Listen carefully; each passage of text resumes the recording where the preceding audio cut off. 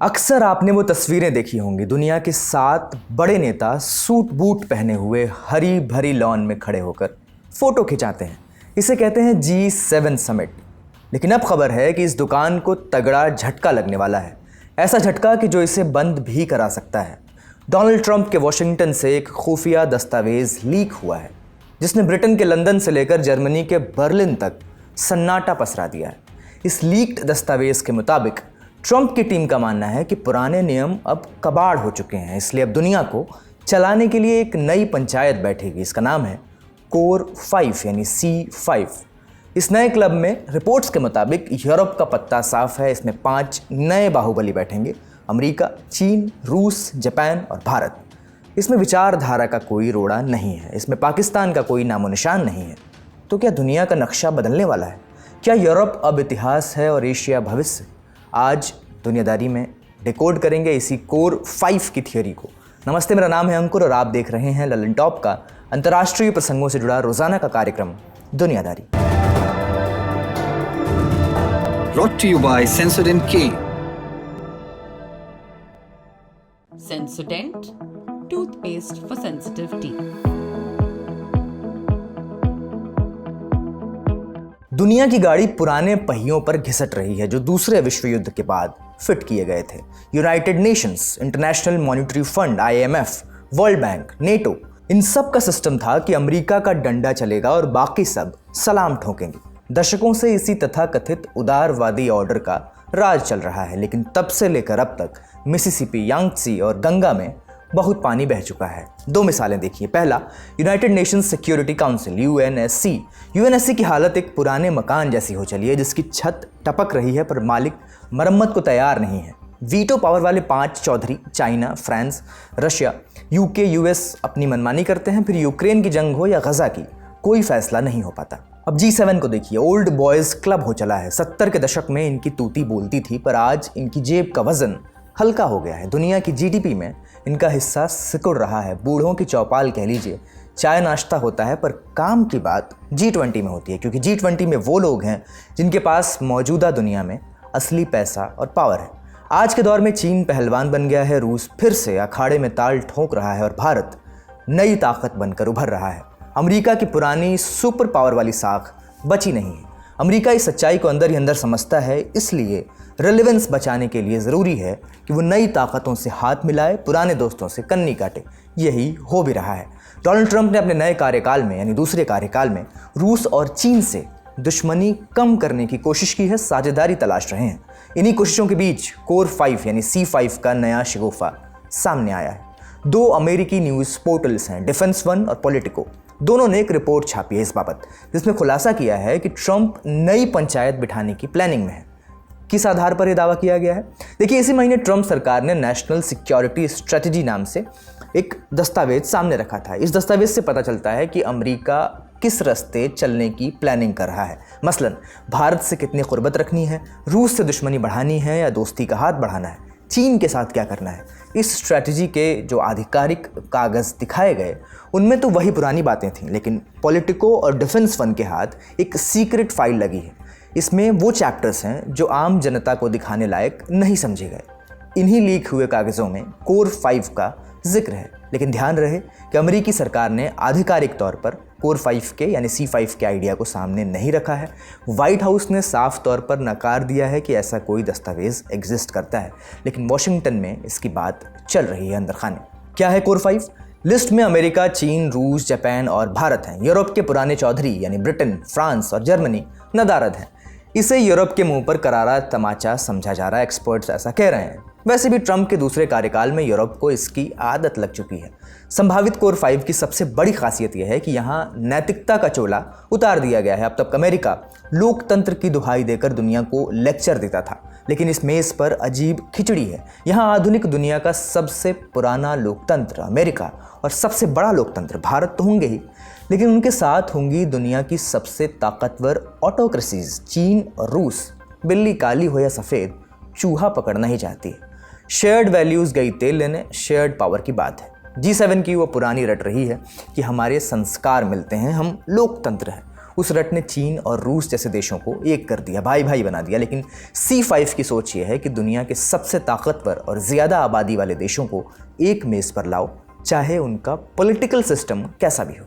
Core 5 के बारे में और क्या क्या पता चला है? लीक्ड रिपोर्ट में इसके एजेंडा का भी जिक्र है। दावा है कि ये देश पहली फुर्सत में मिडिल ईस्ट का पंगा सुलझाएंगे, फिर इजराइल और सऊदी अरब की दोस्ती कराएंगे।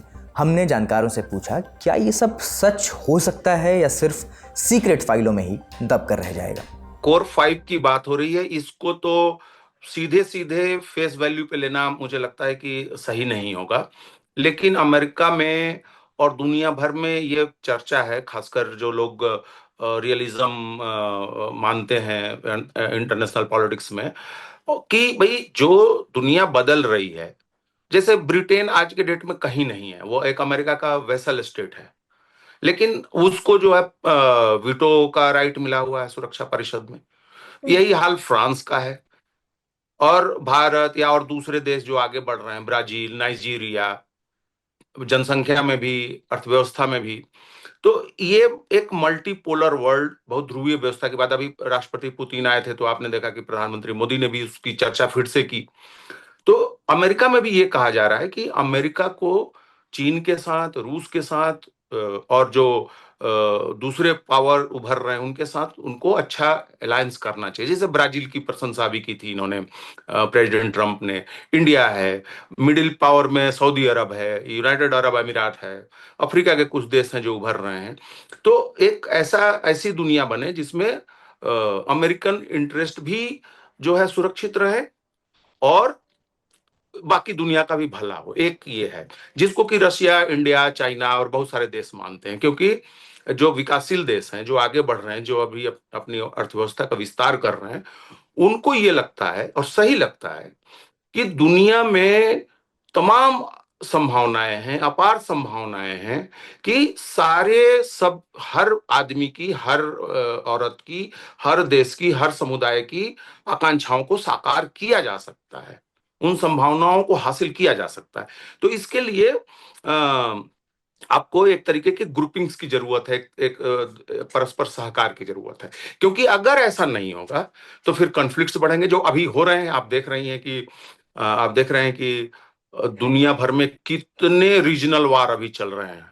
अभी भारत पाकिस्तान के बीच में हुआ, पाकिस्तान अफगानिस्तान के बीच हुआ, अभी हमने मिडिल ईस्ट में देखा, अभी आपने देखा कि फिर से कंबोडिया थाईलैंड के बीच में लड़ाई की स्थिति हो गई, जापान और चीन में तनाव बढ़ गया ताइवान के मुद्दे पर, यूरोप में इतनी बड़ी लड़ाई चल ही रही है 3-4 साल से। तो हमें कॉन्फ्लिक्ट रोकना है तो इस तरीके की ग्रुपिंग बनानी होगी, लेकिन वो कोर 5 होगा, ये मुझे थोड़ा सा लगता है कि ये एक आइडिया होगा, एक बातचीत हुई होगी, किसी ने आइडिया दिया होगा, उसका ये ड्राफ्ट निकला होगा।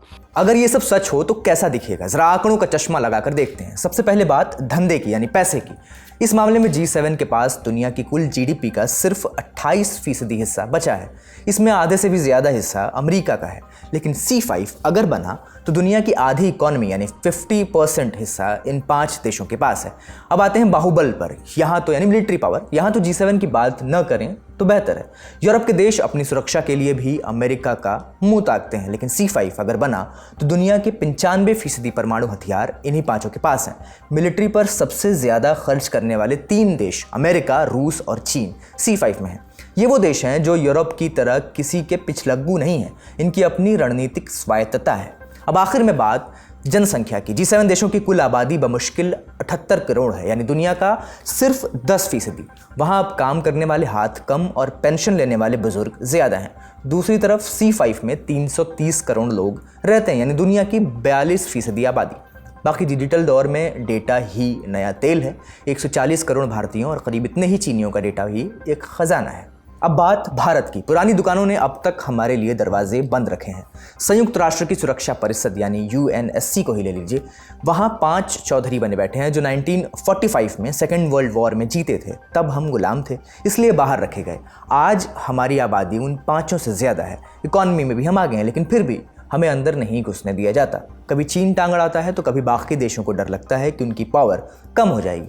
दूसरी तरफ G7 में सिर्फ मेहमान बनाकर बुलाया जाता है। आप कहेंगे कि ऐसे ग्रुप्स में एंट्री से फ़ायदा क्या है? इसका सबसे बड़ा फ़ायदा पाकिस्तान से खुद को अलग दिखाने में है। दशकों तक पश्चिमी देश भारत और पाकिस्तान को एक ही तराजू में तौलते थे। इसे डी-हाइफनेशन कहते हैं, लेकिन ये सच्चाई से कोसों दूर है।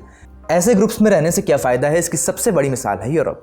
प्रासंगिक न होते हुए भी प्रासंगिक दिखने की छूट मिलती है। लेकिन C5 की इस लिस्ट को देखकर अगर किसी को दिन में तारे नजर आए हैं तो वो है यूरोप।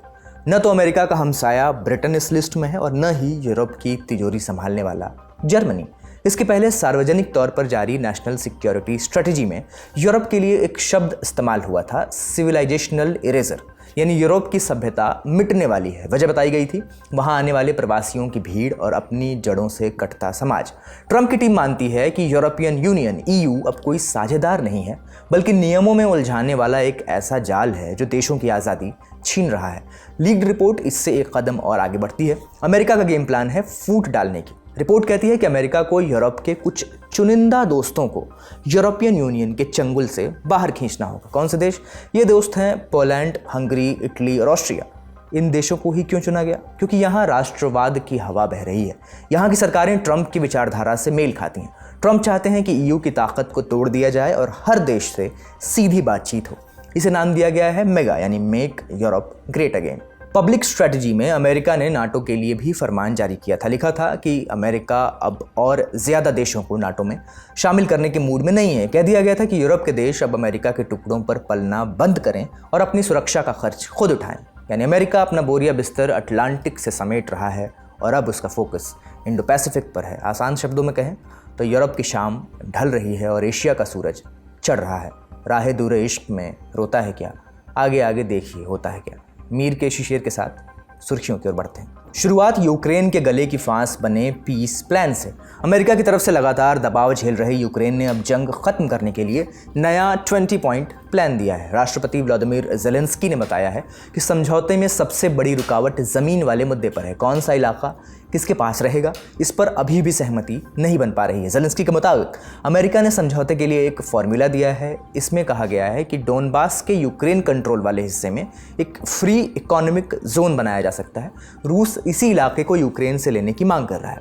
इस पर ज़ेलेंस्की ने कहा इसका मतलब होगा कि यूक्रेनी सेना डोनेट्स्क रीजन के कुछ हिस्सों से पीछे हट जाएगी और बदले में रूसी सेना वहां अंदर नहीं आएगी। लेकिन ये साफ नहीं है कि फिर उस इलाके को चलाएगा कौन। रूस इसे डीमिलिटराइज्ड जोन कह रहा है। ज़ेलेंस्की ने बताया कि ज़मीन के मुद्दे पर अभी कोई साझा समझ नहीं बनी है। अगर कभी भी किसी इलाके को लेकर कोई फैसला होगा तो यूक्रेनी जनता ही रेफरेंडम में वोट कर उसे तय करेगी। इस बीच अमेरिका ने एक और सुझाव दिया है कि ज़ापोरिज़िया न्यूक्लियर पावर प्लांट को रूस और यूक्रेन मिलकर चलाएं। ये यूरोप का सबसे बड़ा न्यूक्लियर पावर प्लांट है जो फिलहाल रूस के कंट्रोल में है। अब बारी दूसरी खबर की। अंतर्राष्ट्रीय मुद्रा कोष इंटरनेशनल मॉनिटरी फंड यानी IMF ने कंगाली झेल रहे पाकिस्तान पर और दबाव बढ़ा दिया है। उसका जो $7 अरब वाला बेल आउट प्रोग्राम चल रहा है उसमें IMF ने 11 नई शर्तें जोड़ दी हैं। कुछ दिन पहले ही IMF ने पाकिस्तान को $1.2 अरब जारी किए थे। तो अब IMF ने कौन सी नई शर्तें जोड़ी हैं, एक एक कर देखते हैं। पहली और सबसे ज़रूरी शर्त यह है कि सीनियर केंद्रीय अफसर अपने सभी एसेट्स यानी संपत्तियों का खुलासा करें। यह काम इस साल के अंत तक करना होगा।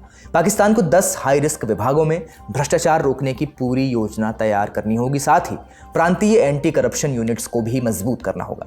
रेमिटेंस लागत और क्रॉस बॉर्डर पेमेंट्स में क्या दिक्कतें हैं, इस पर एक पूरी रिपोर्ट बनानी होगी। Local currency bond market reforms की एक रणनीति भी पेश करनी होगी। पाकिस्तान को अपने रेवेन्यू बोर्ड का पूरा सुधार रोड मैप भी जमा करना है। लंबी अवधि की टैक्स सुधार रणनीति भी देनी होगी। IMF की नज़र पावर सेक्टर्स पर भी है। उसने कहा है कि बिजली क्षेत्र में घाटा कम किया जाए। प्राइवेट कंपनीज को बिजली वितरण में शामिल करने से पहले सारी तय शर्तें पूरी की जाएं। कॉर्पोरेट लेवल पर भी कई बदलाव मांगे गए हैं, जैसे कंपनीज एक्ट में संशोधन और special economic zones SEZ act में बदलाव।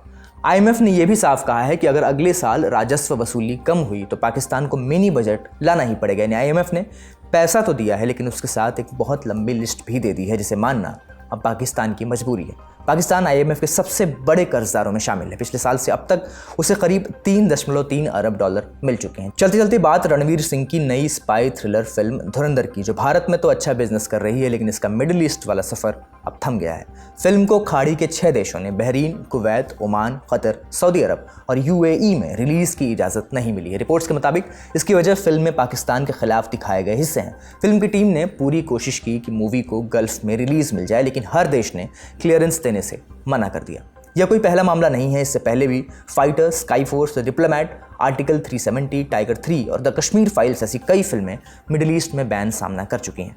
फाइटर तो UAE में रिलीज होकर एक दिन में ही हटा दी गई थी और उसका नया कट भी रिजेक्ट कर दिया गया था। अब एक सूचना, दिसंबर लौटा और लौट आया इंदौर का त्यौहार लिट चौक अपने 5वें सीजन के साथ 19, 20 और 21 दिसंबर को इंदौर के गांधी हॉल में ये सोशियो कल्चरल फेस्ट होगा, जिसमें देश के जाने माने सेलिब्रिटीज, लेखक, कवि, कलाकार और बड़ी बड़ी हस्तियां आएंगी। ललन टॉप है लिट चौक का डिजिटल मीडिया पार्टनर, तो हमारी टीम भी वहाँ होगी और होंगे हमारे सरपंच। तो आप भी पहुंचिए इंदौर के गांधी हॉल 19, 20 और 21 दिसंबर को। आज का दुनियादारी यहीं समाप्त होता है। अपना और अपनों का ख्याल रखिए। शुक्रिया, शुभ रात्रि।